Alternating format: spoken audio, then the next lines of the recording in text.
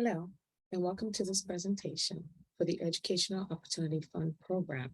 This presentation is concerning your financial aid. I understand and we understand that this process can be very time-consuming, but it can also be very confusing. So I hope that this presentation will give you the opportunity to really get a chance to understand how the financial aid process really works. I'm going to share my screen so that we can get started. Okay. So again, the presentation title is Understanding My Financial Aid, How to Finance a College Education. Let's first start with how the financial aid process works. Remember that long form that you completed, the FAFSA, the Federal Application for Federal Student Aid or Student Assistance?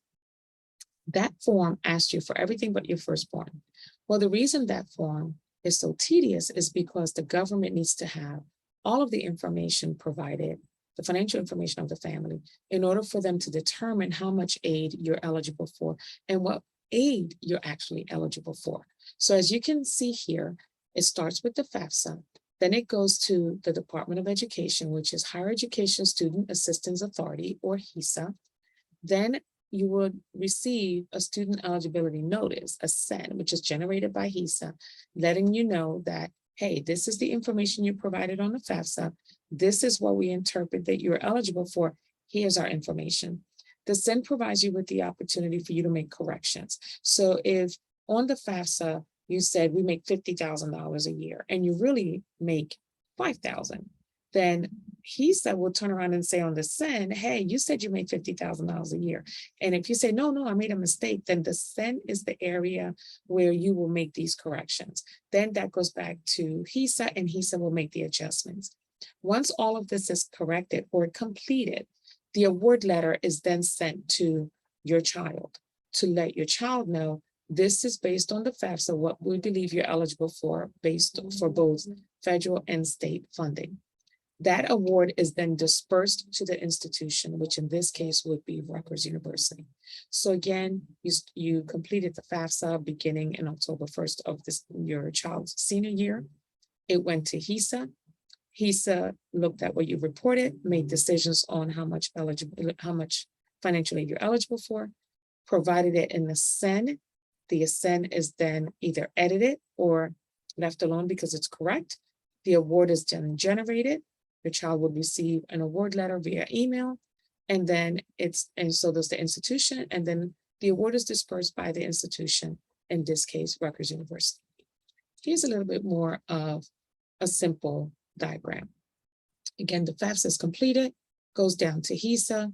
HESA makes decisions about two areas: federal, which is state, which is the federal government governed by Congress. So this is where you have SEOG, which is Supplemental Educational Opportunity Grant, Pell, loans, and college work study.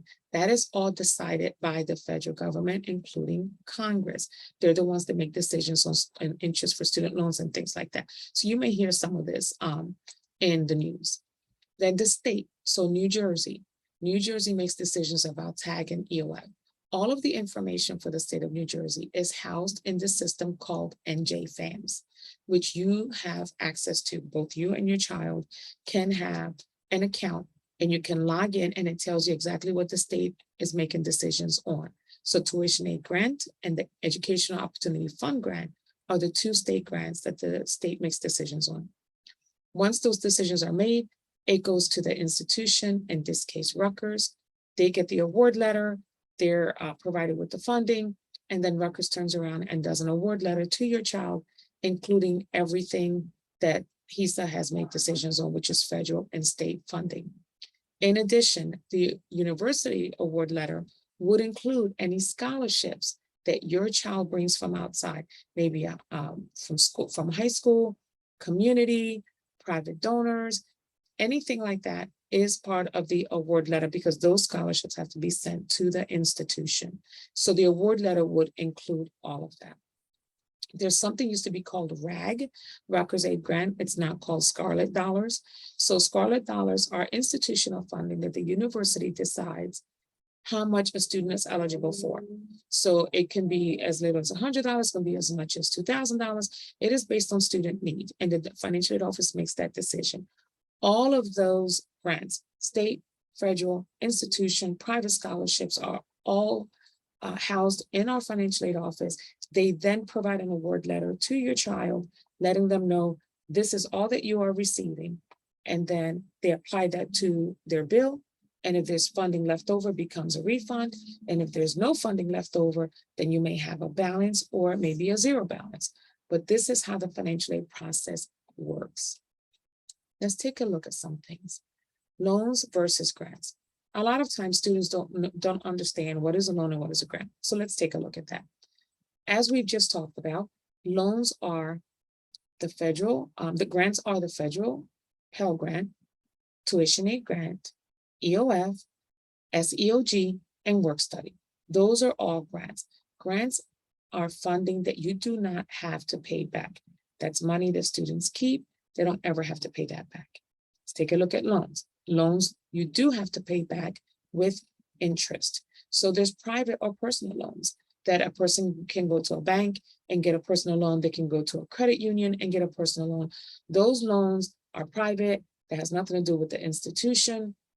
You get those loans to pay for your child's education. Your child gets those loans, and they must be paid monthly, as you probably know. Parent Plus loans are loans that the parents take on behalf of their child to help pay for their education.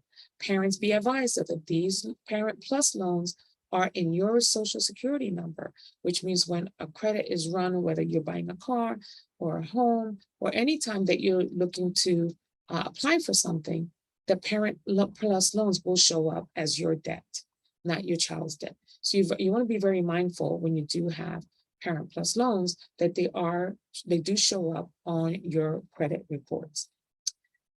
Sometimes when a parent applies for a Parent Plus loan and they're turned down, the child can then get that loan in their name, which usually happens with students because they still need additional funding outside of their own loans. But that's something the financial aid office can certainly talk to you about. And it is based on your credit. Then there's Stafford loans. So we no longer have a Perkins loan. The Congress, they got rid of that. So right now, the only student loan that the students can apply for is the Stafford Federal Direct Loan.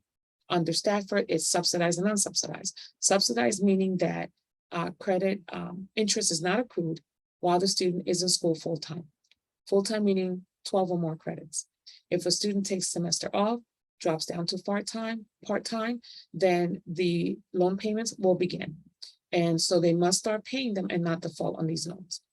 Unsubsidized means that the interest is accruing the moment the student receives the loans. So whether they're still attending full-time, interest is accruing on those loans. That's the difference between subsidized and unsubsidized. Let's take a look at something else. So some of the pitfalls the students fall into, I always say that they're failing to plan or planning to fail. As you know, when you're dealing with funding of any kind, or you're dealing with loans, there has to be some kind of plan. How much is the family or the student willing to borrow? Understanding that 6 months after you stop attending, these loan creditors are coming back for their money. And we always say Uncle Sam is coming back with interest. And so they have to be aware that it may look like a nice big refund check now. That money is going to be gone, and then you're paying this with interest for up to 30 years later. So these are conversations that students do not have with themselves, with their financial aid counselor or their parents, to really understand what they're doing. And that's what I mean by either failing to plan or planning to fail. Okay, so challenges students face with grants. And these are scenarios that we have seen. I've been working in this position for 30 years, and I'm speaking from experience with some of my students. Assumptions of free money. Their assumption is grant money is free money, never goes away, I'm good, it's always going to show up. That's not the case. With any grant that a student receives, there's stipulations for that. Whether you have to attend full-time, you have to have a certain GPA, there's always something. You have to obtain so many credits in order to continue to receive financial aid. So it's not necessarily free money. It's money you don't pay back, but it's not free because there's stipulations behind it. And if you don't follow those stipulations, then you lose your grant. So it's not necessarily free money. Missed deadlines. The final state deadline is always June 1st for a student who's beginning or renewing their FAFSA and returning in September. I can't tell you how many students come in July and say, oh, I never renewed my FAFSA, which was actually due the October before. So once you miss a state deadline, that state money I told you about, tag and EOF, goes away for the year. You will not get that money back. So the student will run without the state money for a whole year just because they missed a deadline. So we always tell students October 1st, renew your FAFSA. Do not wait. A lot of students wait to the very last minute. Don't do that. The earlier that you renew your FAFSA, the more funding you get. The later you renew it, the less funding you get. Because once the state is done releasing funds, they're done. So if you're waiting to the last minute and there's hardly any funding left, then that's what happens when you wait too long. October 1st is always the first day that FAFSA opens up their financial aid form for you to renew it. So please keep that in mind for your child. Documents are requested as early as March. So when a student files a FAFSA, FAFSA October 1st or renews it October 1st, by March of the following year, the government is already asking for documents. The state is asking for government documents. The federal government is asking for documents, and so is the university. Please, please, please keep in mind, no documents, no funding. A lot of times students will say, oh, I didn't know I was supposed to turn in that document. That's what NJ-FAMS is for. That's why they have to continuously check their email, because they will ask for documents. If the deadlines are missed, there is no going back. There are no exceptions. So if documents are not submitted, then there is no funding. And if the university asks for the same document that the state asked for, you must submit it to both entities, because we don't share documents. It's illegal for the university to send the state documents or the state to send the university documents. So please make sure that you understand that you have to submit the documents to anyone who's asking for them, state and federal government and the university. And again, challenge a student faces that they don't plan ahead. They don't put these dates in their calendars and end up missing a lot of deadlines, which is missing all this free money that they don't have to pay back. Challenges they face with student loans: they forget their promissory notes. Every student must complete a promissory note, which is, they go through these modules, which is really having them understand that you're borrowing money that you have to pay back. This is not free money. The government wants their money back with interest. So the promissory note actually takes them through modules and asks them questions so they really understand what they're doing, because the loans that students take is in their social security number. So they can't go back and say, hey, mom, this payment is coming in. It's not in the parent's social security number, it's in the student's social security number. And part of this promissory note takes them through those modules for them to understand that they're the ones borrowing this money. In addition, students tend to borrow too much. So let's say a student has a balance in their bill for $500, but they have a student loan for $4,000. Why borrow the $4,000 when they only need $500? So a lot of times students will get the maximum of the loans and they get this huge refund check and are so happy they got this money and they want to buy a car, they want to buy clothes and new cell phones. Okay, but just remember that 6 months after you stop attending, Uncle Sam is coming at you with interest. So only borrow what you need to borrow if you need to borrow it. If you can make a payment plan and stay away from student loans, by all means, please do that, because it hurts you in the long run. Students don't have a budget in place. They don't think about it. They don't say, okay, I only need $500 next semester. I'll get another set of student loans. I need $500 then. So I'm okay with this here. I don't need to borrow $1,000. So just having a budget in place and understanding what they're doing with financial aid and with their loans. So again, having to put a budget in place.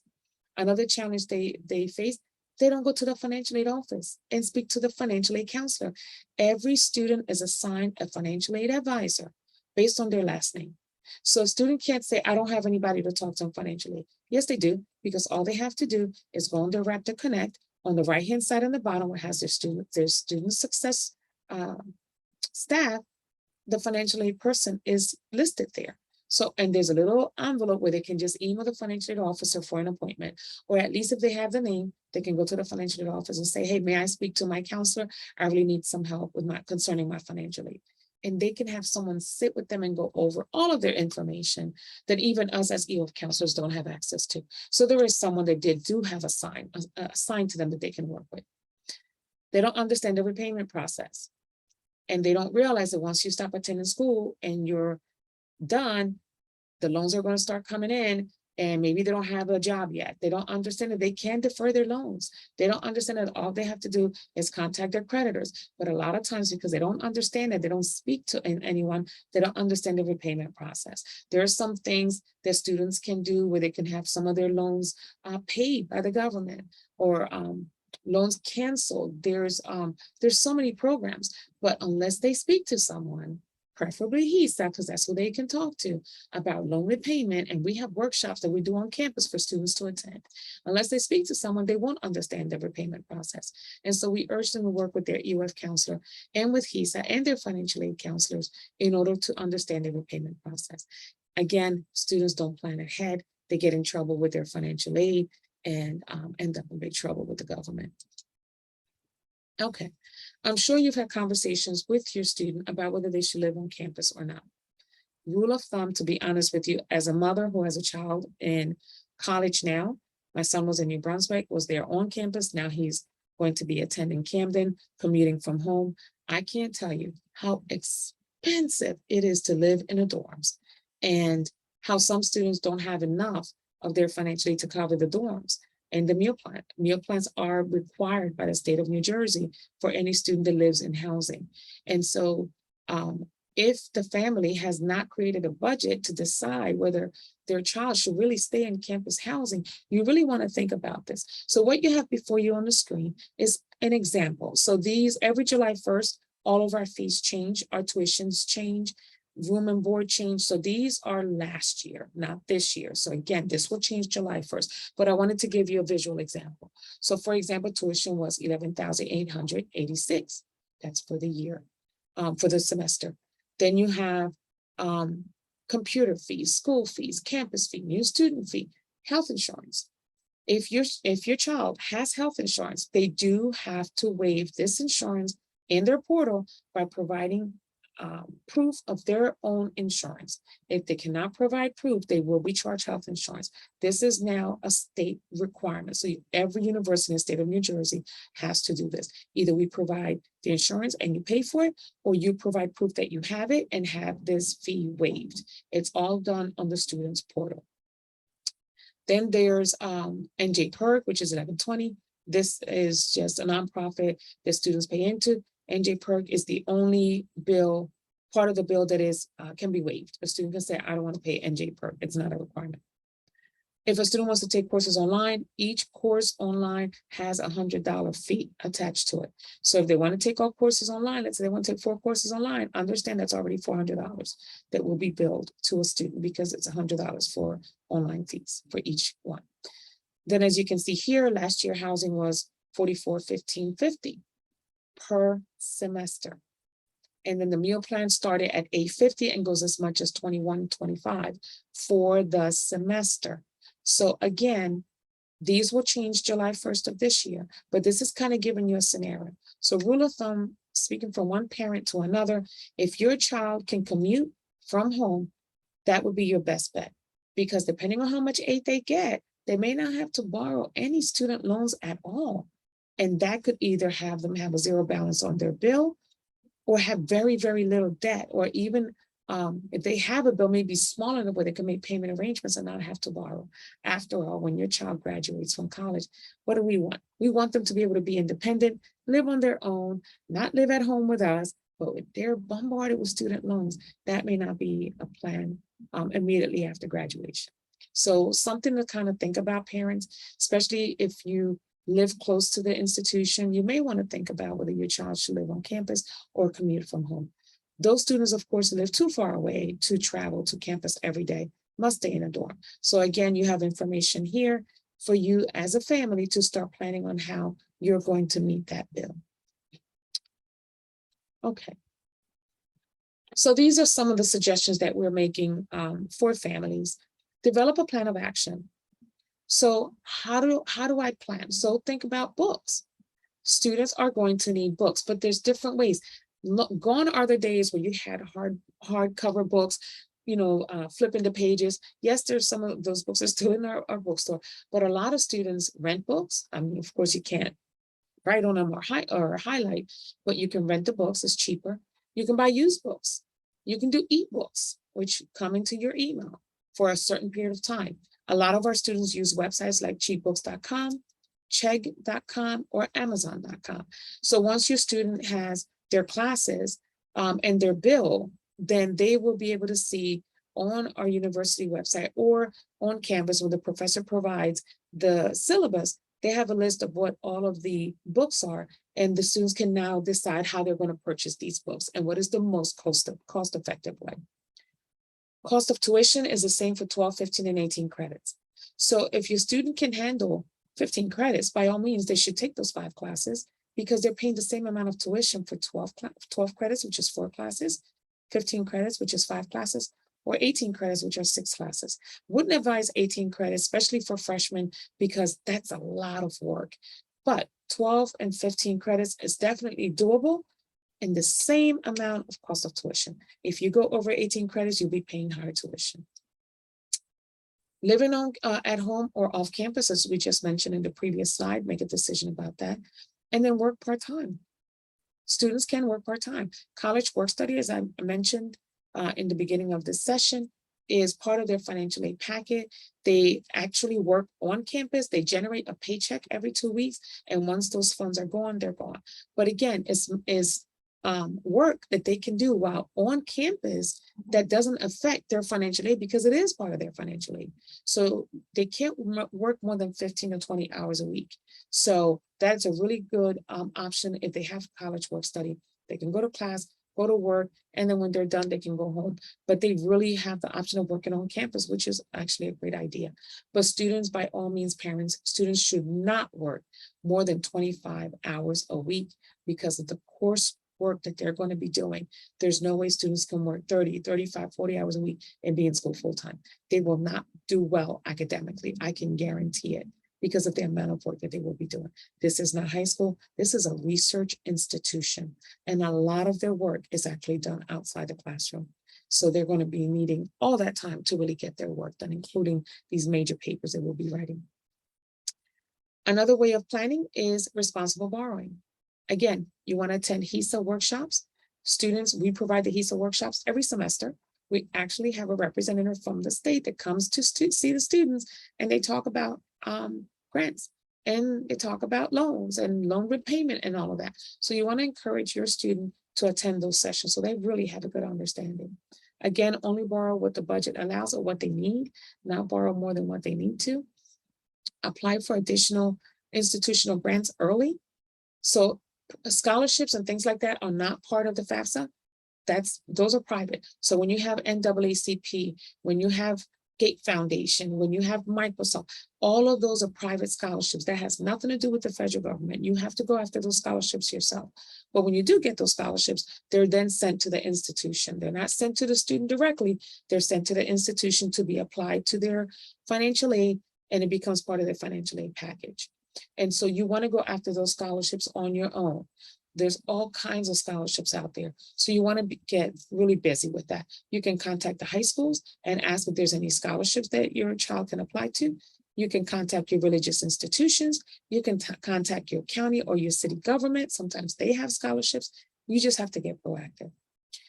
Research and apply for scholarships. Some students use the website scholarships.com, but of course, as you can see there, there's so many other scholarships that they can certainly look for.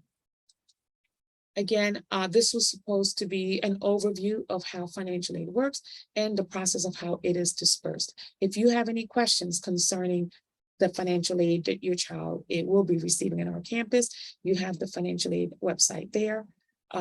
If you have any questions about housing, they have to apply for housing. So if your child is going to be here in housing for the fall, they need to complete a housing application. The link is there, the website is there. So please apply immediately. If your child is an EOF student, the application fee is usually waived. So they just have to let housing know that they are an EOF student. And as long as they complete the Summer Institute, then that fee will be waived. If they do not complete the Summer Institute, or do not attend the Summer Institute, then that fee will be added back to their bill and they have to pay for that.